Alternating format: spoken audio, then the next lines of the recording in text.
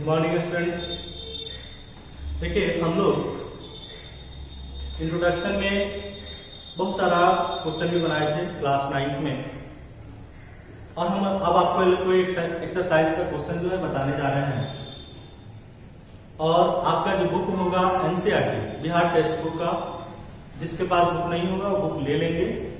देखिए हम लोग एक्सरसाइज का क्वेश्चन जो है बताने जा रहे हैं। अब एक्सरसाइज है 1.1 नंबर सिस्टम, संख्या पद्धति। ठीक है, पहला जो क्वेश्चन है वो क्या कर रहा है, तो पहला जो क्वेश्चन है कह रहा है कि क्या शून्य एक परिमेय संख्या है।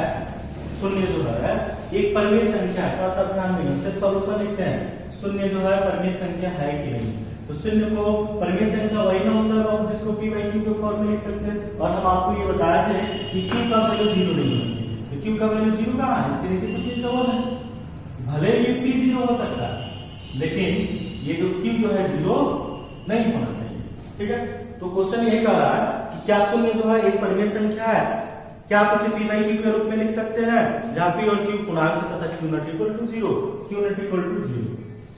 हम लिखेंगे हाँ 0 क्या है बाबू, एक परिमेय संख्या है, क्योंकि इसके नीचे कुछ नहीं तो 1 है, और इसे हम p बाई क्यू के रूप में लिख सकते हैं। हाँ हम इसे p बाई क्यू के रूप में लिख सकते हैं। क्या करते हैं बाबू, लिख सकते हैं।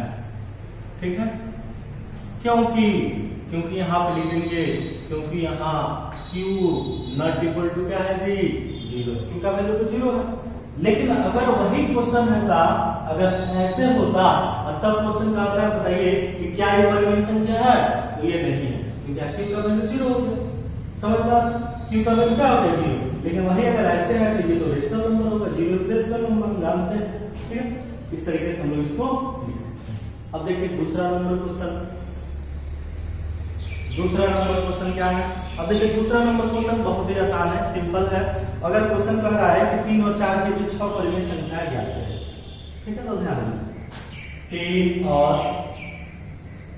और 4 के बीच 3 और 4 के बीच 6, कितने बाबू 6 परिमेय संख्या है। और एक चीज आप और ध्यान देंगे, अगर इसको बिना सूत्र के माध्यम से बनाते हैं तो गलती नहीं होता है। ठीक है, क्योंकि इसके बीच रेशनल नंबर, अगर कोई भी फ्रैक्शन के रूप में अगर कोई नंबर न दिया हो, फ्रैक्शन के रूप में अगर कोई नंबर नहीं दिया हो, तो इसके बीच अगर हमको नंबर लिख दें, क्योंकि ये दोनों के बीच हमको नंबर लिख दें, तो 3 और 4 के बीच कौन कौन नंबर आएंगे, 3.1 आएगा, 3.2 आएगा, या 3.3 आएगा, 3.4 आएगा, 3.5 आएगा। 6 लिखना है, 1 2 3 4 5 और 3.6, क्योंकि 3 और 4 के बीच है, आंसर होगा। या अगर आपको फार्मूला के माध्यम से बनाना है तो आप जानते हैं a प्लस बी बाई 2 दोनों को जोड़ते हैं और 2 से भाग देते हैं। या फार्मूला आप ये भी जानते हैं कि a plus n b, a plus क्या बाबू n b, a plus n b बटा एन प्लस 1 करके भी बना सकते हैं। या उसके बाद भी हम क्वेश्चन बना सकते हैं, कैसे, देखिए सेकंड मेथड से भी हम लोग इस क्वेश्चन को बनाएंगे। कैसे बनाएंगे, ध्यान 3 और 4, 3 को 3 लिख देते हैं, इसके नीचे कुछ नहीं तो क्या बाबू 1, इसके नीचे कुछ नहीं तो क्या है 1। हम क्या करते हैं, दोनों में 10 से गुणा कर देते हैं। कितना से 10, ऊपर भी 10 और नीचे भी 10। ठीक है, दोनों में 10 से गुणा कर कट जाएगा तो इतना ही आएगा, ये हो जाएगा 30 बटा क्या हो गया बाबू 10, 30 बटा 10। अब देखिए ये 4, तो 4 के नीचे कुछ नहीं था 1, तो 4 बाई कितना 1 गुणा कर देंगे, इसमें भी 10 है, जब उसमें 10 है तो इसमें भी 10 से गुणा कर देंगे, ये हो जाएगा आपका 40 बटा कितना बाबू 10। अब ये दोनों के बीच 6 परिमेय संख्या लिख दीजिए। इसके कहने का मतलब अगर 0 0 कट जाएगा तो फिर 3 बाई 1 ही आएगा, लेकिन 3 ही आएगा। इसके कहने का मतलब क्या 3, और इसके कहने का मतलब क्या 4। ठीक है, हम क्या लिख देते हैं यहाँ पे कि 30 बटा 10 और क्या लिख दे बाबू 40 बटा 10 के बीच कितनी परिमेय संख्या है, 6 परिमेय संख्या है। ठीक है, इस दोनों के बीच जो है आपको 6 परिमेय संख्या लिख देना। देखिए ये दोनों सेम है, जब दोनों सेम है तो हम ऐसे ही बनाते हैं, हम आपको अगला भी क्वेश्चन बताएंगे। तो देखिए 30 के बाद क्या होता है 31, 31 बटा कितना लिखते हैं 10, फिर 31 के बाद कितना जी 32, क्योंकि इसके और इसके बीच ही लिखना, यानी कि हम 42 लिख रहे हैं, 42 तो नहीं लिखेंगे, 40 के बाद आ जाएगा, ये दोनों के बीच ही लिखेंगे। तो 30, 31, 32 हो गया, 32 बटा 10, फिर 33 बटा 10, फिर 34 बटा 10, फिर हो जाएगा आपका 35 बटा 10 और फिर हो जाएगा 36 बटा 10। देखिए 6 हो गया, बस यही सब आपका आंसर है। कोई दिक्कत? इस तरीके से हम लोग एक्सरसाइज का क्वेश्चन बना सकते हैं। ठीक है, अब हम आपको तीसरा नंबर क्वेश्चन बनाने जा रहे हैं। ठीक है, इसको आप नोट कर लेंगे और तीसरा नंबर क्वेश्चन, तीसरा नंबर जो क्वेश्चन है इसी टाइप से क्वेश्चन है। तीसरा नंबर भी कर रहा है रेशनल नंबर ही निकालना। ठीक है, तो चलिए हम लोग उसको भी एक क्वेश्चन बना लेते हैं और उसी से रिलेटेड हम आपको कुछ और क्वेश्चन दे देंगे, उससे आप खुद को क्वेश्चन बना लेंगे। ठीक है, देखिए हम लोग एक्सरसाइज जो है हम लोग 1.1 को सॉल्व कर रहे हैं और एक बुक जो है आप लोग एनसीईआरटी टेक्स्ट बुक जो है आप लोग ले लेंगे। लेने के बाद एक्सरसाइज का जो क्वेश्चन है आप खुद अपने से बनाएंगे। ठीक है, खुद अपने से उसको बनाएंगे तब आपको ज्यादा समझ में आएगा। नहीं कि हम लोग पूरा क्वेश्चन आप एक्सरसाइज का क्वेश्चन जो है हम पूरा बनाएंगे। ठीक है, ऐसा नहीं है, खुद को आपको खुद अपने से भी बनाना। देखिए तीसरा नंबर क्वेश्चन, तो तीसरा नंबर का सॉल्यूशन देखेंगे। क्वेश्चन कर रहा है कि 3/5 क्या कह रहा है बाबू 3/5 और 4/5 और क्या है 4/5 के बीच 5 परिमेय संख्याएं निकालना। कितने निकालना है 5। अब एक चीज ध्यान देना है, इसका दोनों का जो हर है दोनों का डिनोमिनेटर है सेम। जब दोनों का डिनोमिनेटर सेम होता है तो कैसे बनाना है, बहुत आसानी से, उसके लिए हम फॉर्मूला यूज नहीं करेंगे। जब दोनों का डिनोमिनेटर सेम होगा तो कैसे बनाते हैं, थोड़ा सा हम क्या करते हैं, जब दोनों का डिनोमिनेटर सेम होता है तो हम लोग n+1, n का मतलब क्या है बाबू 5, कितने निकालना है 5 में हम 1 जोड़ देते हैं तो कितना हो गया 6। कोई दिक्कत समझ में आ रहा है? ऐसा हम कब करते हैं, जब दोनों का डिनोमिनेटर क्या होता है सेम होता है। ठीक है, 9th क्लास के ग्रुप में यदि वीडियो भेजा जाता है तो वो लोग बच्चे जो होते हैं ना उतने एक्टिव नहीं है, उन लोगों को एक्टिव होना पड़ेगा और वो कोशिश करें कि उस वीडियो को देखें, ज्यादा से ज्यादा देखें। हम लोग भेजते हैं तो हम लोग को व्यू पता चलता है कि बहुत लोग कम देखते हैं। ठीक है, इसलिए आप उसको देखिए।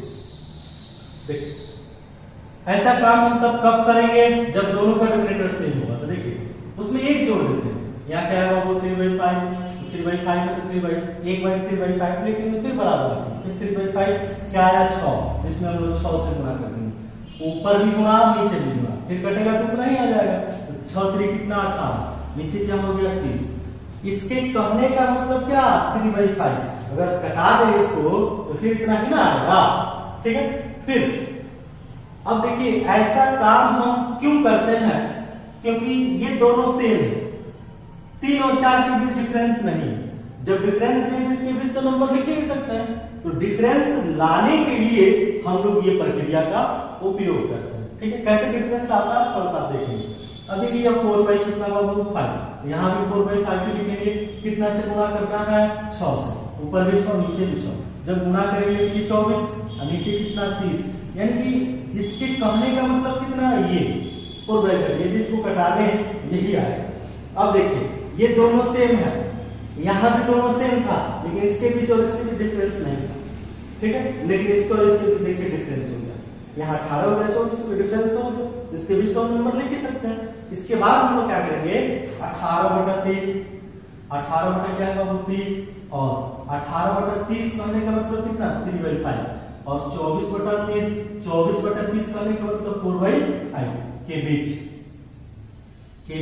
कितनी परिमेय संख्या बाबू, तो 5 परिमेय संख्याएं, 5 परिमेय संख्या। तो कैसे लिखेंगे, तो ये दोनों के बीच का नंबर हम लिखेंगे, ये दोनों से इस दोनों के बीच 18 के बाद 19 बटा कितना 30, 19 के बाद 20/30, फिर 21/30, 25 नहीं ना लिखेंगे क्योंकि 25-24 के बाद हो जाएगा, बीच ही लिखना, 21/30, फिर 22/30, फिर 23/30, देखिए 5 हो गया ना, 30 लिखना है यहाँ पे 5 हो गया, ये आपका आंसर है। ठीक है, हम लोग बना सकते हैं। अब देखिए इसी से रिलेटेड जो है हम आपको कुछ क्वेश्चन दे देते हैं और उस क्वेश्चन को आप खुद जो है अपने से बनाएं, खुद अपने से बनाना है, ठीक है, खुद अपने से। जैसे यहाँ लिख देते 3/4 और 5/4 और n इक्वल टू निकालना कितना है, n इक्वल टू 4, कितना निकालना है 4, 4 रेशनल। दूसरा नंबर क्वेश्चन 7/3 और 8/3 और n इक्वल टू कितना निकालना है बाबू 5। ये दो जो क्वेश्चन है वो खुद अपने से आप बनाएंगे। दूसरा 2 नंबर जो क्वेश्चन होगा उसको आप अपने से बनाएंगे, ठीक है। अब चलिए अब अगला क्वेश्चन हम आपको बताते हैं 4 नंबर। देखिए 4 नंबर क्वेश्चन में क्या कह रहा है, कर नीचे दिए गए कथन सत्य है या असत्य, सत्य है या असत्य को पहचानना है और कारण के साथ अपना उत्तर भी देना है, कारण सहित उत्तर देना है, ठीक है। देखिए 4 का फर्स्ट नंबर, प्रत्येक भाग प्राकृतिक संख्या, थोड़ा सा हम लिखेंगे प्राकृतिक संख्या, ध्यान देंगे कैसे लिखते हैं। यहाँ पे हम क्या करते हैं, प्राकृतिक संख्या नेचुरल नंबर, ठीक है, नेचुरल नंबर। हम यहाँ पहले नेचुरल नंबर को लिख देते हैं, ध्यान देंगे ये नेचुरल नंबर है बाबू, नेचुरल नंबर 1 2 3 4 5, थोड़ा सा हम समझाने के लिए लिख रहे हैं। फिर उसके बाद से होल नंबर आता है, तो होल नंबर में हम लिख देते हैं यहाँ पे होल नंबर, ठीक है। होल नंबर जो होता है कितना से स्टार्ट होता है, 0 से, 0 1 2 3 4 5 10 से लिख सकते हैं, ठीक है। फिर इंटीजर्स, इंटीजर्स जो होते हैं ना वो हो जाता है 0 1 2 3 4 5, ठीक है। और इधर -1 -2 -3 और आगे आप जानते हैं। और एक होता है रेशनल नंबर, रेशनल नंबर कितना होता है वो कैसे लिख सकते हैं, जैसे मान लीजिए अगर हम लिखे यहाँ पे 1 भी होता है रेशनल नंबर, -2 भी होगा, 3/2 भी होगा, 1/2 भी होगा, या -1 लिख देते हैं, etc। अब इसी पे हम लोगों को जो क्वेश्चन है ना बनाने के लिए ध्यान दें। क्वेश्चन कह रहा है कि प्रत्येक प्राकृतिक संख्या, यानी कि प्रत्येक प्राकृतिक संख्या क्या होता है, पूर्ण संख्या, यानी कि प्रत्येक प्राकृतिक संख्या जो है पूर्ण संख्या होगा कि नहीं, यानी कह रहा है जितने भी ये नंबर हैं सब पूर्ण संख्या होगा कि नहीं। तो देख लीजिए आप, एक हमको इससे इसको मिलाना है, इसको इससे नहीं, प्रत्येक प्राकृतिक संख्या पूर्ण संख्या, तो सब में होगा, एकदम बिल्कुल होगा, क्योंकि एक भी प्राकृतिक संख्या एक भी पूर्ण संख्या, 2 प्राकृतिक संख्या 2 पूर्ण संख्या, 3 प्राकृतिक संख्या 3 पूर्ण संख्या, होगा कि नहीं होगा। लेकिन अगर वही कहता कि प्रत्येक पूर्ण संख्या प्राकृतिक संख्या होगा तो नहीं होगा, 0 पूर्ण संख्या लेकिन 0 प्राकृतिक संख्या नहीं, इसलिए हम लिखते हैं यहाँ पे हाँ, क्या लिखेंगे बाबू हाँ। ये सत्य सत्य की बात कर रहा है, हम सत्य लिखेंगे, क्या लिख देते हैं सत्य, ठीक है। कह रहा है कारण सहित उत्तर दीजिए, तो लिखेंगे क्योंकि इसमें से कोई भी नंबर ले लीजिए, 3 प्राकृतिक संख्या है और क्या लिख देंगे पूर्ण संख्या भी है, ये लिखेंगे पूर्ण संख्या भी है। अब देखिए दूसरा नंबर आपसे क्वेश्चन क्या कर रहा है, प्रत्येक पूर्णांक देखिए ये है प्रत्येक पूर्णांक, ठीक है। प्रत्येक पूर्णांक पूर्ण संख्या होती है कि प्रत्येक पूर्णांक पूर्ण संख्या होती है नहीं, -2 पूर्णांक है, -2 पूर्ण संख्या है नहीं है, समझ में आ रहा है ना, इसलिए लिखेंगे असत्य, क्या लिखेंगे बाबू असत्य, क्योंकि यहाँ कारण तो देना होगा। अब कोई भी आप पूर्णांक ले लीजिए, अब ये नहीं कि 3 ले लेंगे, ऐसा लेंगे जो नहीं होगा, ठीक है। तो हम लिख लेते हैं -1 क्या है बाबू पूर्णांक है, लेकिन पूर्ण संख्या नहीं है, पूर्ण संख्या नहीं है, इसको लिखिए। तीसरा नंबर देखिए क्वेश्चन में क्या कह रहा है, तीसरा नंबर कह रहा प्रत्येक परिमेय संख्या एक पूर्ण संख्या होती है, प्रत्येक परिमेय संख्याएं पूर्ण संख्या होती है, थोड़ा सा ध्यान दीजिए, एक परिमेय संख्या एक पूर्ण संख्या, -2 परिमेय संख्या है, -2 पूर्ण संख्या है नहीं है, ये 3/2 परिमेय संख्या है, 3/2 पूर्णांक है, सॉरी पूर्ण संख्या नहीं है, हम क्या लिखेंगे असत्य, क्या लिखेंगे असत्य, क्या लिखेंगे क्योंकि 1/2 कोई भी रेशनल नंबर ले लीजिए जो पूर्ण संख्या नहीं हो, क्योंकि 1/2 क्योंकि 1/2 परिमेय संख्या है। लेकिन यहां लिखेंगे, लेकिन क्या लिखेंगे बाबू, लेकिन पूर्ण संख्या नहीं है, पूर्ण संख्या नहीं है, पूर्ण संख्या नहीं। तो इस तरीके से सिंपल है। ये सब जो है हम आप लोगों को इंट्रोडक्शन में भी बता चुके हैं कि हमने आपको बहुत सारा इंट्रोडक्शन में भी हमने लगभग हम 9th क्लास का 7 वीडियो जो है सिर्फ इंट्रोडक्शन में बताया हुआ है, ठीक है। तो ये सब चीजें सब हमने आपको बता दिया है। बहुत सारे बच्चे तो ऐसे होंगे को क्वेश्चन भी बना लिए होंगे। तो ये एक्सरसाइज है, तो एक्सरसाइज हमने ये पूरा कंप्लीट करवा दिया, एक्सरसाइज 1.1।